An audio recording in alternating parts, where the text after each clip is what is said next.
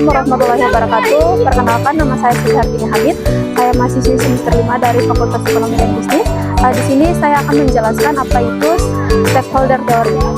Adalah konsep dalam manajemen dan etika bisnis yang menekankan bahwa sebuah perusahaan memiliki tanggung jawab kepada semua pihak yang terpengaruh oleh aktivitasnya, bukan hanya kepada pemegang saham atau stakeholder. Teori ini pertama kali diperkenalkan oleh Edward atau Freeman pada tahun 1984. Dalam pandangan pemangku kepentingan, stakeholder mencangkup individu atau kelompok seperti karyawan, pelanggan atau pemasok, komunitas lokal, pemerintah, dan bahkan lingkungan. Mereka memiliki hubungan langsung maupun tidak langsung dengan perusahaan dan dipengaruhi oleh keputusan serta kebijakan yang diambil oleh pihak manajemen perusahaan. Oleh karena itu, perusahaan diharapkan mempertimbangkan kepentingan dan kebutuhan mereka dalam proses pengambilan keputusan untuk menciptakan nilai jangka panjang.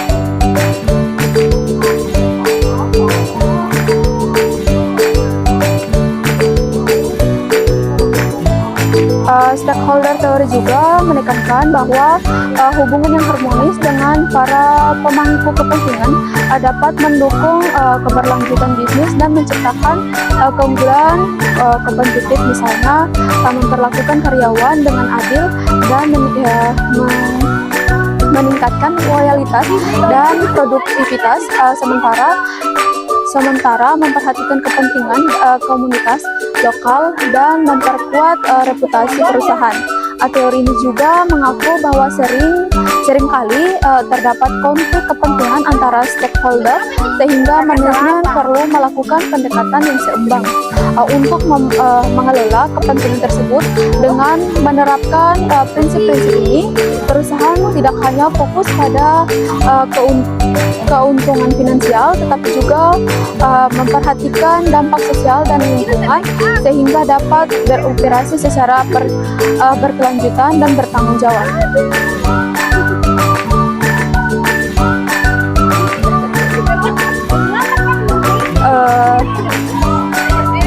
Adapun pemangku kepentingan atau stakeholder meliputi beberapa poin, yaitu poin yang pertama yaitu pemangku kepentingan internal adalah individu kelompok yang memiliki keterlibatan langsung di dalam organisasi dan terlibat dalam operasional serta pengambilan keputusan perusahaan. Contoh utama pemangku kepentingan internal meliputi karyawan, manajer, dan pemilik perusahaan.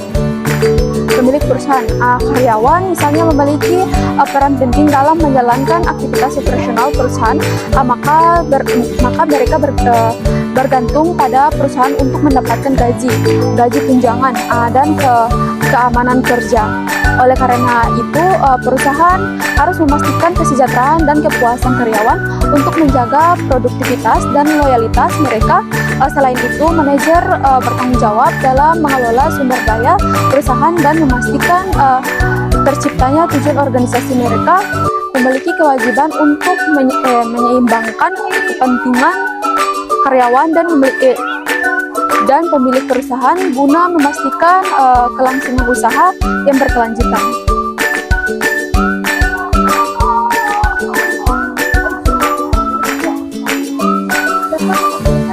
Di sisi lain, pemilik perusahaan atau pemegang saham memiliki kepentingan dalam memperoleh keuntungan dan pertumbuhan bisnis mereka seringkali memiliki hak suara dalam keputusan strategis dan terhadap manajemen, mampu mengelola perusahaan secara efisien untuk meningkatkan nilai investasi mereka.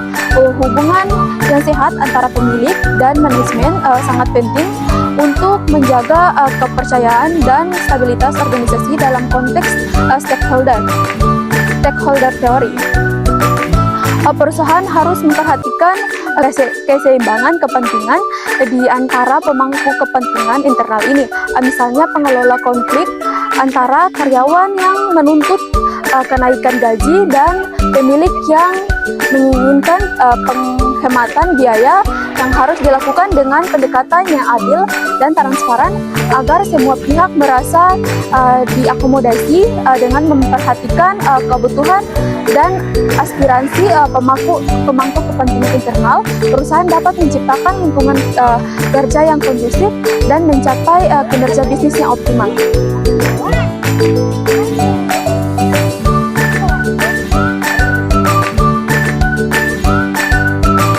Sedangkan poin yang kedua yaitu pemangku kepentingan eksternal adalah individu atau kelompok di luar organisasi secara tidak langsung dipengaruhi oleh kebijakan keputusan operasional perusahaan. Contohnya pemangku kepentingan eksternal meliputi pelanggan, pemasok, komunitas lokal, serta pemerintah dan lingkungan. Pelanggan memiliki kepentingan terhadap produk atau layanan yang berkualitas, harga yang kompetitif, dan pelanggan yang baik. Oleh karena itu, perusahaan harus berfokus pada keputusan pelanggan untuk membangun loyalitas dan reputasi yang baik di pasar. Di sisi lain, pemasok memiliki peran penting dalam menyediakan bahan baku atau layanan yang dibutuhkan perusahaan. Hubungan yang baik dengan pemasok dapat memastikan kelancaran operasional dan meningkatkan efisiensi rantai pasok. Selain itu, komunitas lokal juga termasuk pemakai kepentingan eksternal yang memiliki kepentingan dalam dampak sosial dan ekonomi yang ditimbulkan oleh perusahaan yang beroperasi dengan tanggung jawab sosial dapat memperkuat hubungan dengan komunitas dan memperoleh dukungan publik. Pemerintah sebagai regulator memiliki kepentingan untuk memastikan bahwa perusahaan mematuhi peraturan hukum, berbayar pajak, dan proses secara etis. Sementara itu, lingkungan menjadi pemangku kepentingan yang semakin penting di zaman modern, di mana perusahaan diharapkan menerapkan praktik bisnis yang berkelanjutan dan ramah lingkungan melalui kepedulian terhadap pemangku kepentingan eksternal di perusahaan dapat memperkuat citra dan mengurangi resiko hukum serta rasional pada akhir yang mendukung berkelangsungan bisnis jangka panjang.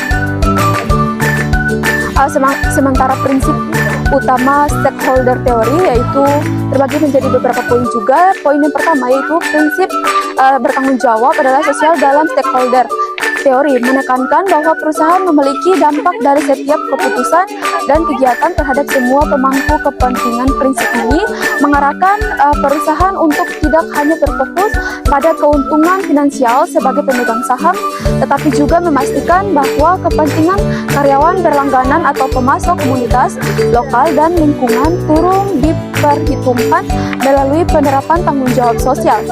Perusahaan diharapkan mampu mempertimbangkan kontribusi positif seperti meningkatkan kesejahteraan masyarakat, menjaga keberlanjutan lingkungan, dan mendukung pembangunan komunitas. Dengan demikian, prinsip ini mendorong perusahaan untuk mengadopsi praktik bisnis yang berkelanjutan dan beretika yang tidak hanya memperkuat hubungan dengan pemangku kepentingan, tetapi juga meningkatkan reputasi dan daya saing di pasar.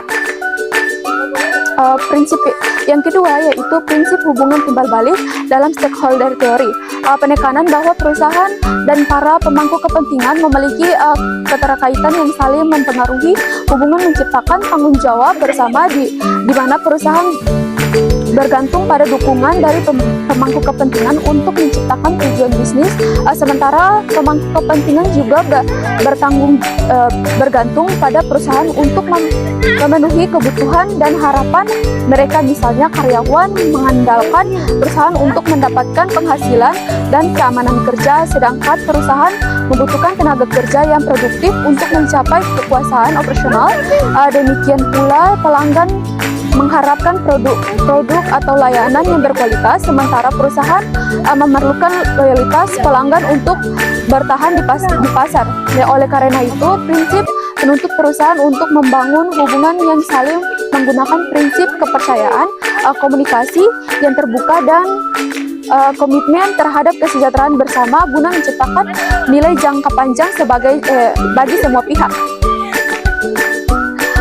Poin yang ketiga yaitu prinsip keseimbangan kepentingan dalam stakeholder theory, menyoroti pentingnya perusahaan untuk mempertimbangkan dan menyeimbangkan berbagai kepentingan di para pemangku kepentingan yang seringkali berbeda atau bahkan mungkin misalnya pemilik perusahaan mungkin menginginkan peningkatan keuangan melalui efisiensi biaya, sementara karyawan menginginkan kenaikan gaji dan kondisi kerja yang lebih baik.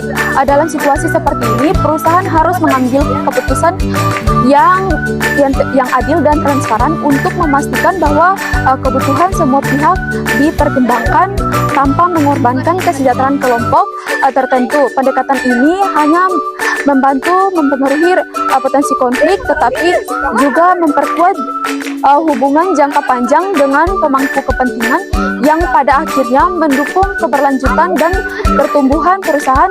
Dengan menerapkan prinsip ini, perusahaan dapat menciptakan lingkungan kerja yang komprehensif, meningkatkan kepercayaan publik, dan memperkuat reputasi pasar.